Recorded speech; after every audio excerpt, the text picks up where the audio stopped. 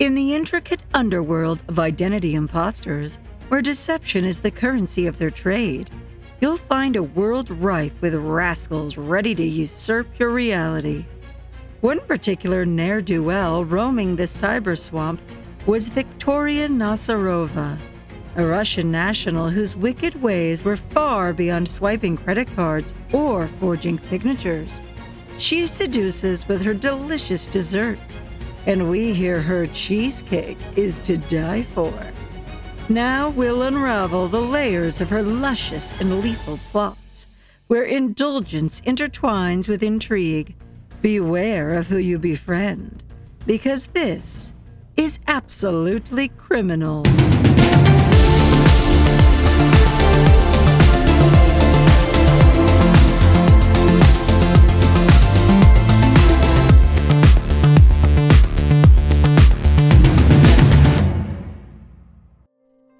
These are the frosty frontiers of Russia, where treachery and trickery are common as the cold. Viktoria Nazarova was born against the vast landscapes of the city of Krasnodar, about 800 miles south of Moscow. Few details of her childhood are available, but the 90s were a time of political upheaval and great economic hardships in Russia. Her family was not insulated from this environment, but Viktoria dreamed of a future studded with diamonds and wrapped in plush furs. She got a glimpse of the good life when she married Dmitry Nazarov around 2000. Just 5 short years later, he'd be dead. It was ruled as self-inflicted, but while there's no official evidence to the contrary, current events have people speculating. She would eventually move to the United States and the bustling borough of Brooklyn, New York, but not before becoming a murder suspect, officially, this time. In fact, the death may be the whole reason for her coming to the land of opportunity. And if you'd like to appear as American as apple pie, why not take a slice out of the Big Apple itself? But before sharpening her knives and making the first cut, she had some business to attend to. You see, Viktoria knew she wouldn't get far, much less abroad, without a fake passport. Whether it was at this point she sought one out or she already possessed one, we do know that she likely had to use other dubious documents to procure it. She would finally flee Mother Russia in 2014, leaving authorities there frustrated and unaware of her New York notions. Vicky must have thought, if she can fake it there, she's gonna fake it anywhere. It was up to her, but even big city success wouldn't be enough for her. Viktoria wanted to fake it and make it at the same time. Upon getting settled in Brooklyn, the young Russian burst upon the local BDSM scene, reinventing herself once again. She advertised herself as a professional dominatrix, offering all the various services that come along with the job title. Her now-defunct website showcased her talents and featured numerous not-safe-for-work photos of her in and out of audacious outfits. Her clientele was as diverse as the surrounding melting pot of cultures in the 5 boroughs of New York. They ranged from corporate kings to commoners, and she had cultivated many regular customers eager for repeat rendezvous. In addition to that lucrative endeavor, Viktoria Nazarova was playing a perilous game of cat and mouse. With each passing day, she wove a web of deception, leaving a trail of tantalizing clues and half-truths. The city that never sleeps became her playground, and she reveled in its rhythm. It was also revealed that Viktoria had a history of seducing men, slipping them a Mickey, and robbing them blind. It's a tale as twisted as the pretzels peddled on Gotham's busy boulevards. Queens resident Rubin Burikov was looking for love on the internet when he swiped right on the wrong woman. He saw the beautiful pictures and bios and messaged Viktoria Nazarova asking for a date. At some point, they returned to his abode, and she fixed him a seafood feast that was fishy in more ways than one. She had ground her favorite poison to a powder and baked it into his fish dish. The potentially lethal infusion was woven with bold flavors of the traditional Russian recipe, and Reuben was none the wiser until he felt the effects of a power tranquilizer, pulling him toward unconsciousness. It was then Victoria sprang into action with chilling efficiency. She scoured his home for valuables, keepsakes, and personal items. She quickly pocketed the loot and left poor Reuben in the lurch. He luckily survived the overdose ordeal, but when he awoke, he was missing his gold Rolex watch, gold jewelry, and cash. And you'll hear more details about his close encounters later in the show. He never spoke to Nasarova following his culinary close call, and he seems to have forgiven her. When asked about his attacker, Reuben made a very prescient and prophetic statement. "She got me for the money, but I forgive you," he said. "I wish her good luck. I forgive her because I'm alive. Everything else, it's up to God. Whatever people do, sooner or later, we pay." We couldn't have said it better ourselves. One day, Victoria's destiny would be redirected when a happenstance meeting would get her opportunistic synapses firing. When stepping into a salon in Sheepshead Bay, an eyelash stylist caught her eye. She was taken aback when she locked eyes with beautician Olga Svik. It was like looking in a mirror, as Victoria realized she had serendipitously stumbled upon her exact match. In what appears to be just a cosmic coincidence, she had found a true twin. Her wicked wheels began turning immediately, and we'll tell you what she had in mind in just a minute. If you're enjoying this episode, please give us a like, share your comments, and subscribe so you don't miss a thing. We also do 2 live streams a week where we hang out and laugh at people behaving badly. So how did Victoria zero in on her unsuspecting twin? Did they cross paths at the grocery store, perhaps? Or was it a more calculated encounter, orchestrated from the shadows of the internet? Whatever the method, one thing was crystal clear. Nasarova had found her next target, and she was ready to set her sinister plan into motion. But why resort to a plot so perilous? The answer lies in the allure of identity theft. With Olga's passport and personal documents in her possession, Victoria could potentially access financial resources, evade those pesky authorities, or even craft a new narrative for herself in a different corner of the globe. However, Nasarova's nasty plan wasn't just about stealing an identity. It was about erasing Olga Svik from the equation entirely. By drugging her doppelganger, she aimed to create a vacancy, a void that she could seamlessly step into, leaving no trace of the original behind. To achieve her gruesome goals, Victoria would turn a cheesecake from a delightful dessert into a devious device. While most would blend butter, sugar, and cream cheese to create this classic dessert, Victoria had a more menacing mixture in mind. She laced her cheesecake with a potent sedative powerful enough to knock out her unsuspecting victim. The perilous potion she employed is called phenazepam. Originally developed in Russia as an anti-anxiety agent, it has sedative, relaxant, and amnesic effects. Over time, it gained popularity as a recreational drug in several countries, leading to misuse and potential dangers. The benzodiazepine has been banned or restricted in many countries. The United States is one of those places.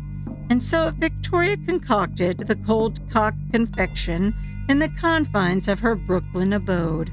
Every ingredient was measured with precision, ensuring that the taste of the drug would be masked by the rich flavors of the cheesecake. This would lure her victim into a false sense of security, as she would be lulled to sleep. The date was August 28, 2016. As the afternoon sun streamed through the windows, the unrelated doubles sat down and Victoria urged her new friend to partake, insisting she try the delicious dessert. Despite her initial reluctance, Olga gave in to Victoria's persistence, prodding, and took a bite. The effects were swift and devastating. Olga's world began to spin. Her vision blurred and her limbs grew heavy. The potent drug coursing through her system rendered her unconscious.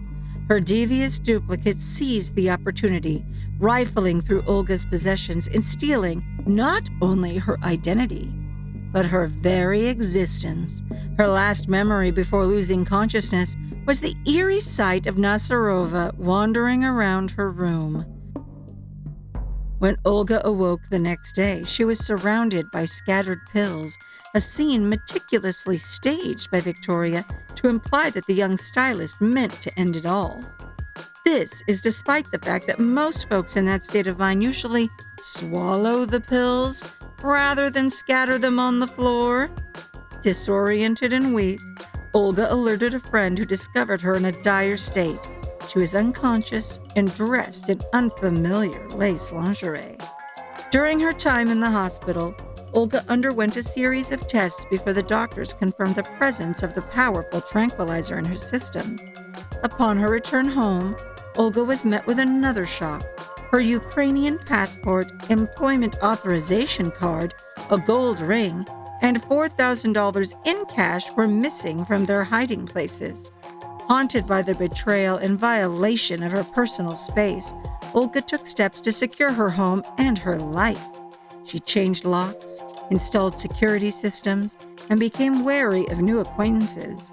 With time and support, Olga began the slow journey to recovery. Meanwhile, as the days turned into weeks and weeks turned into months, the pressure on Victoria mounted.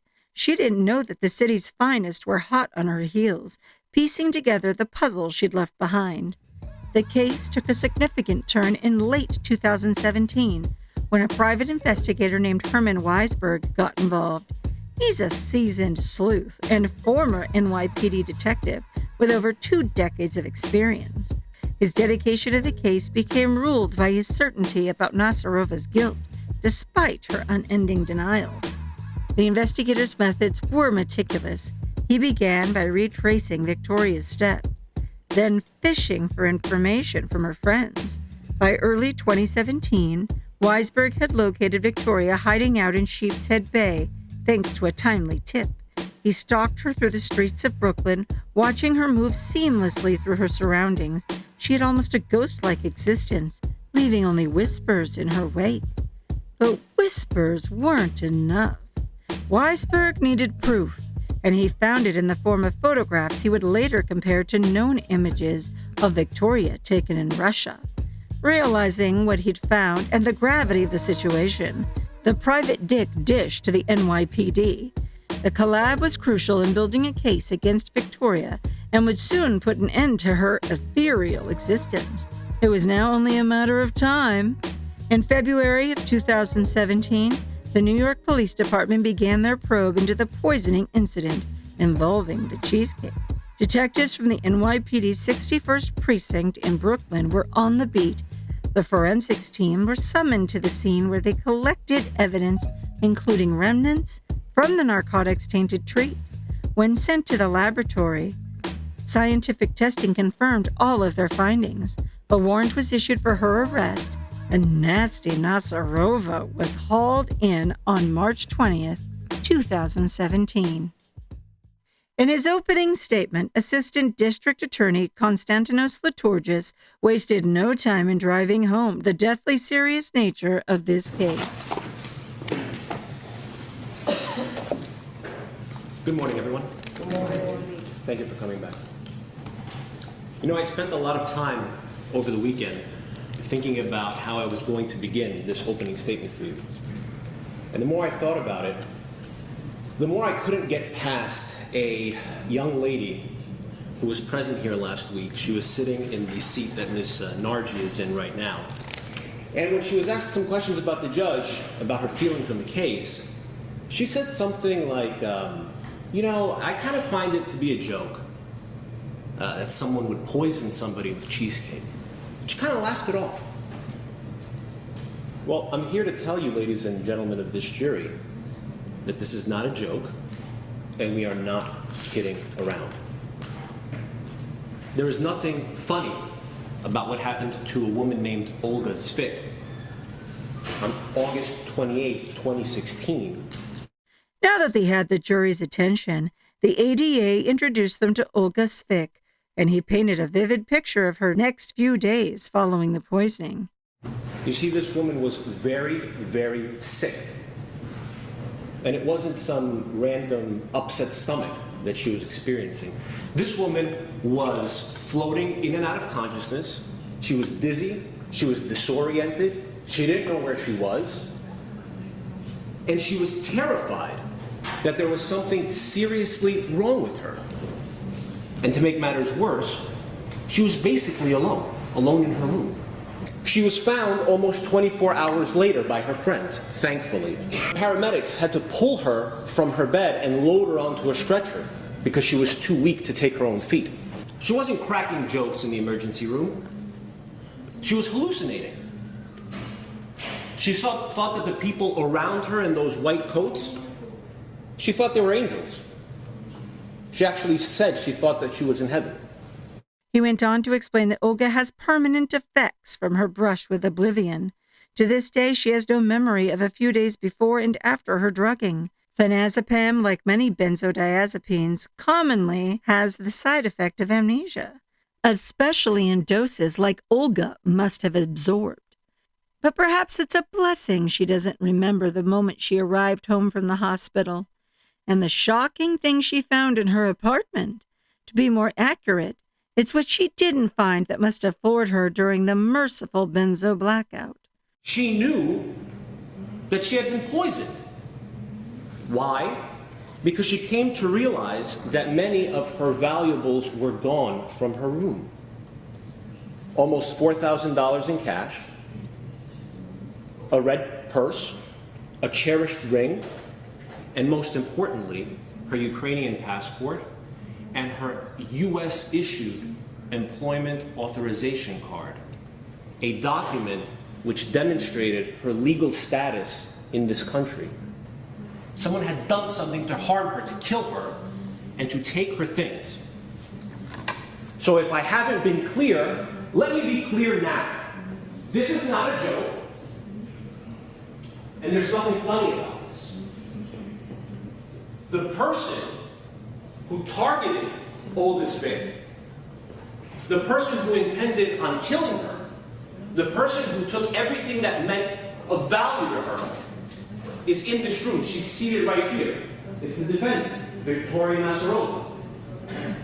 In 2016, you'll learn that this woman concocted a cold and calculated plan to isolate Olga Svik, to get her alone in a room, to poison her, to try to kill her, and to take her identity, along with other valuables as well. But what the evidence will show is that it was her identity that she was after.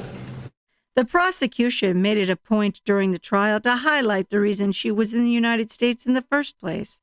Turns out she would use phony forms and dirty documents to pull one over on old Uncle Sam.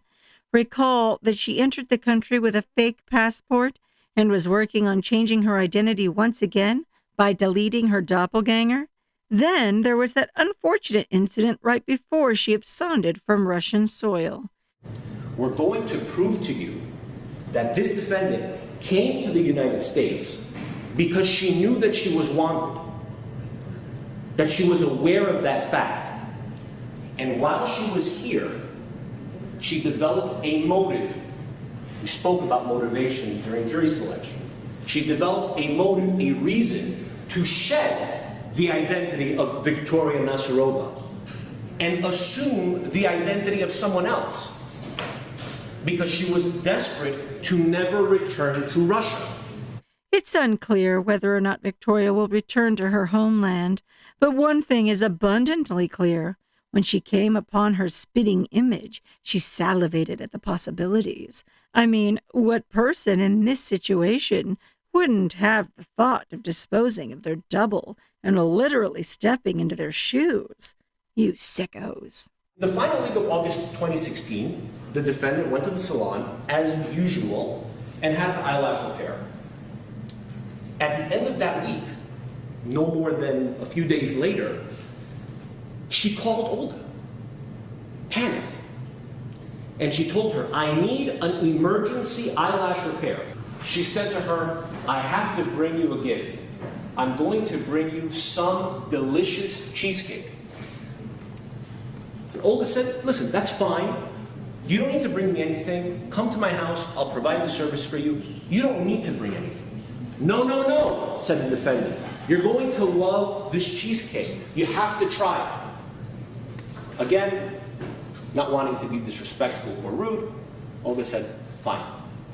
Just come already." And so the defendant showed up to her house with a small plastic see-through container of cheesecake. And when they entered the house, the defendant said to her, you have to try it. You have to have some of this cheesecake." Olga finally relented at one point or another, as you'll learn. As Liturgis later mentioned, Victoria even ate 2 slices of identical-looking cheesecake at some sort of demonstration. Either those 2 pieces weren't dosed, or she's been taking the poison, working on increasing her tolerance over the years, just for such an occasion. Regardless, Olga did the polite thing and downed the dessert. Whether or not she really wanted a cheesecake at that time didn't really matter to her. She's going to eat it because it was brought to her. And so Olga eats the cheesecake.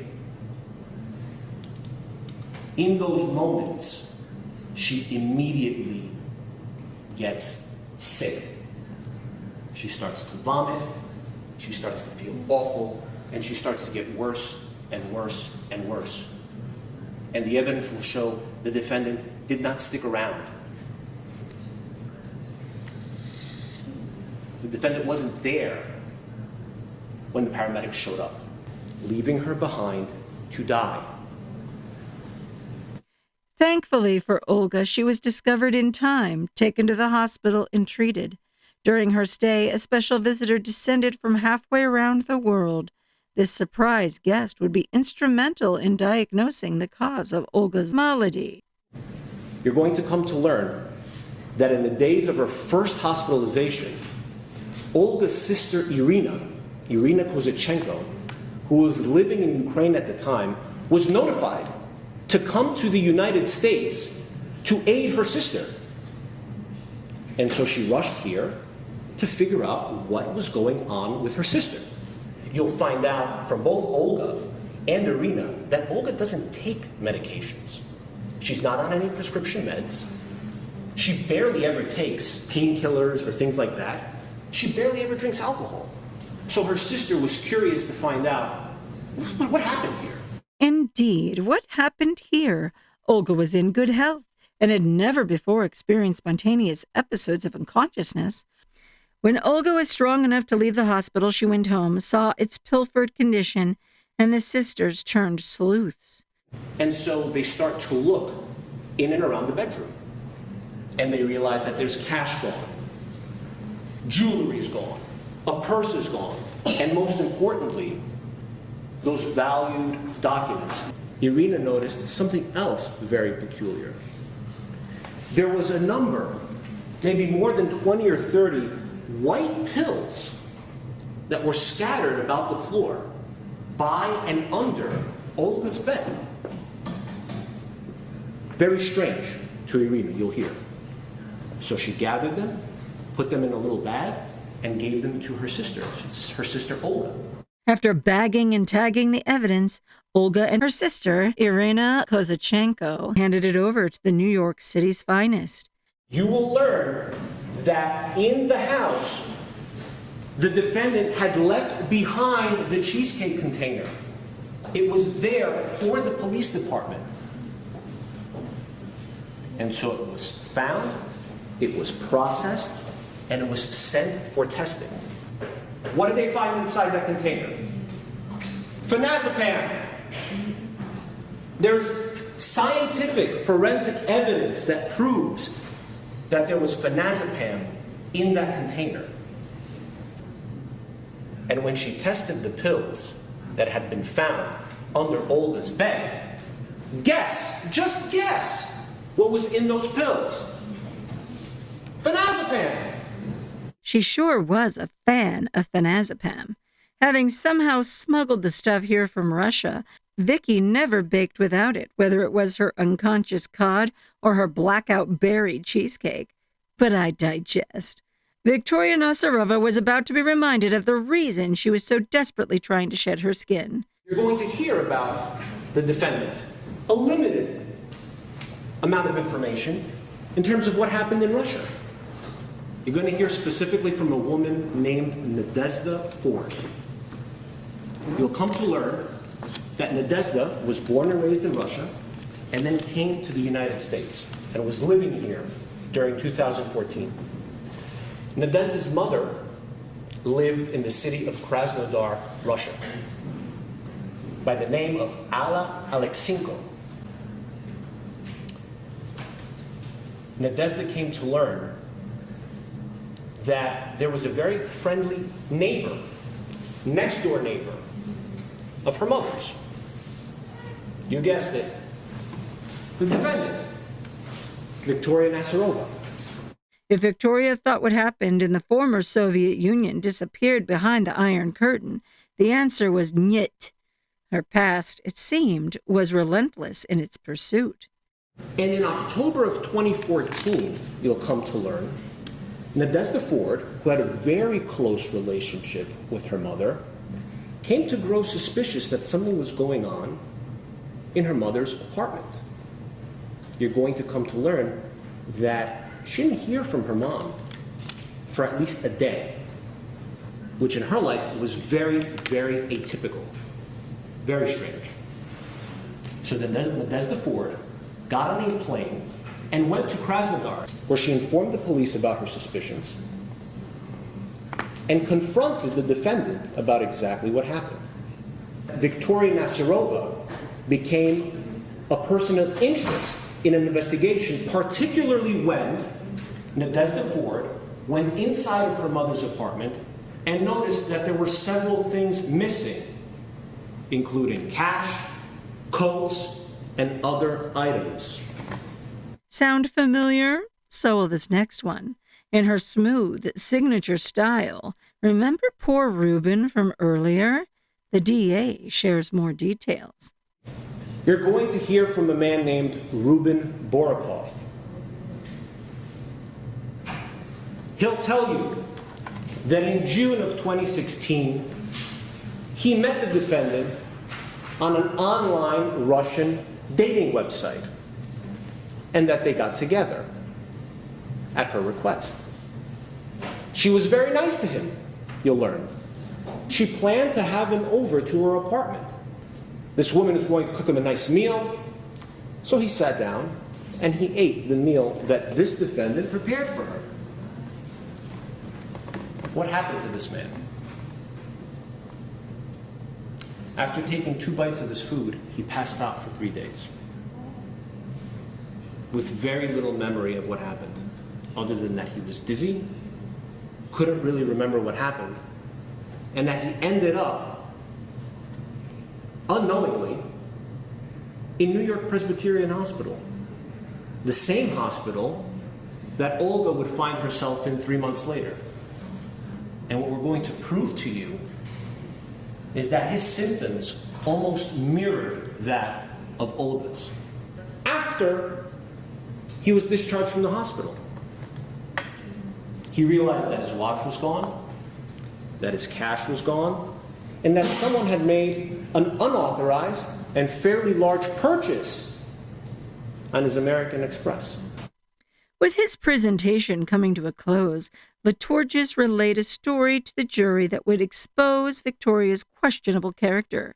If she had any remorse after the dirty deeds, she didn't show it during a shit-shooting session when her friend asked her a loaded question. She was asked this specific question, just like this. There is a woman named Olga who looks a lot like you, who says that you poisoned her with a piece of cheesecake in order to steal her identity.